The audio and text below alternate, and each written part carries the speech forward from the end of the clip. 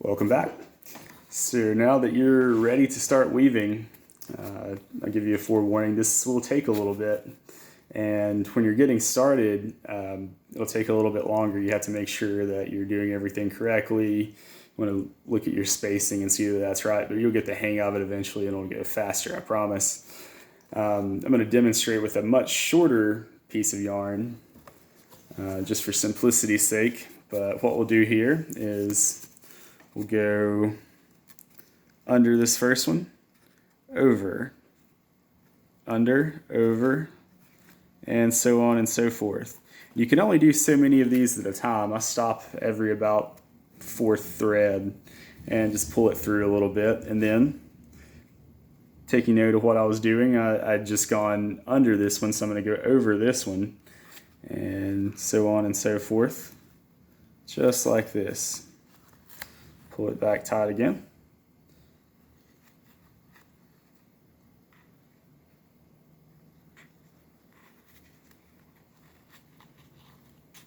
Okay, now's a good time to stop and look at it.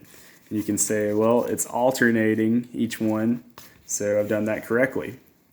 Now you want to pull it all the way through, and this is what takes so long as you're first doing this.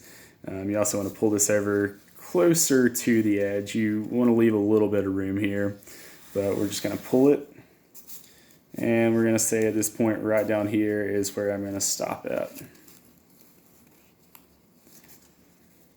Okay, so it's going to look something like this, and we've got a little excess hanging off the end. Now, using this same strand, I'm going to pull it back out and find my shuttle again. And down here at the end, I'm going to look at how I stopped the last one. So I stopped coming from underneath this one, so I'll have to go back over top of it again when I go back down. So I'm just going to thread like this, alternating a few. Grab your shuttle and pull it out, and then go back down again.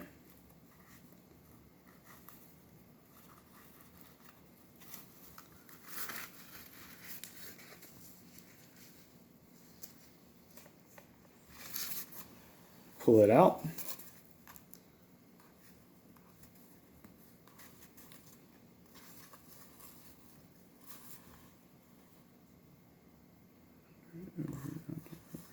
Okay. Pull it through. You may want to, this tends to get twisted up here, so you may even want to just put your thumb right here, and that'll help ensure that it doesn't ball up when you're pulling it through. Now you want to pull it tight, but not too tight. You don't want to pinch these strings in, or otherwise you're going to end up with like a bow tie looking shape when you're done. You want to pull it too, but you don't want to pull it tightly. Now once you've got that done, you're going to slide this thread over, and I like to just take a pin or something and push it over. You don't have to play with it a little bit to get it perfectly aligned, but over time, as you add more runs to this, it will look much better, I promise. So it's going to look something like this. Let me push everything over straight.